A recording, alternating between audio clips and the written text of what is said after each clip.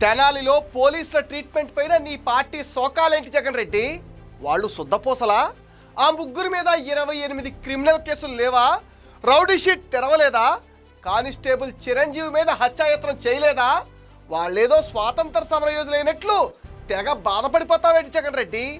పక్క ఆకు రౌడీల్ని వెనకేసుకురావడానికి సిగ్గనిపించటం లేదా? చంద్రబాబే పోలీసుల చేత కొట్టించాడా? చంద్రబాబుది రాక్షస పాలన. ఇటువంటి రౌడీలకు రాచమర్యాదలు చేయాలా? కూర్చోబెట్టి బిర్యానీలు పెట్టాలా? కానిస్టేబుల్ మీదే హత్యాయత్నం చేసిన వాళ్ళని వదిలేయాలా? వీళ్ళందరూ నీ ప్రభుత్వంలో పెంచి పోషించిన వారే జగన్ రెడ్డి. మాట్లాడితే కులాలు మతాలు ప్రస్తావన తెస్తావేంటి? కులం ఏదైనా మహిళ మీద దాడులు చేయొచ్చా? మహిళ మెడలో గొలుసులు లాక్కుపోయే వారికి కులమేంటి?